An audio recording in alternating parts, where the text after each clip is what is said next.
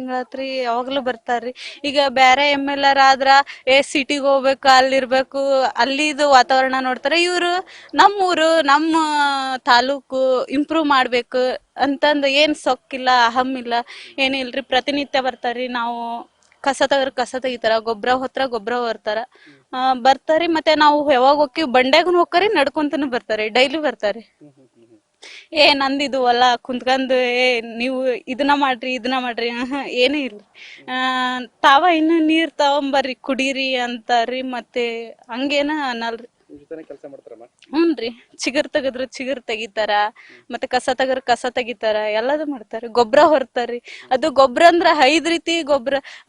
ಏನು ಹಂದಿ ಸಾಕಾಣಿಕೆ ಗೊಬ್ಬರ, ಮತ್ತೆ ಕೋಳಿ ಸಾಕಾಣಿಕೆ ಗೊಬ್ಬರ, ಅದು ಇಡೀ ಗೊಂಬ್ ನಾರ್ತಿತ್ರಿ. ನಾವ ಮೂಗ್ ಕಟ್ಕೊಂಡ್ ಎಲ್ಲಾ ಹೊರ್ತಿದ್ವಿ. ಅವ್ರ ಅಂತದ್ರಾಗನ ಏನು ಇಲ್ರಿ, ಹೊರ್ತಾರ್ರಿ. ಸರಳ ರೀ. ಬೇರೆ ಮೇಲೆ ನೋಡಿರ್ತಾರ, ಬೆಂಗಳೂರಿಗೆ ಇರ್ಬೇಕು, ಅಲ್ಲಿ ಇರ್ಬೇಕು ಅಂತಿರ್ತಾರ, ಬೇರೆ ಬೇರೆ ಸಿಟಿ ಇರ್ಬೇಕು. ಇವ್ರು ನೋಡಿದ್ರೆ ಹೆಂಗ ಅನ್ಸುತ್ತೆ? ಒಂದ್ ಲೆಕ್ಕಕ್ಕೆ ಚಲೋ ರೀ. ಯಾಕಂದ್ರ ಅವ್ರದ್ ಅಷ್ಟ ನೋಡ್ಕೊಂತಾರೆ.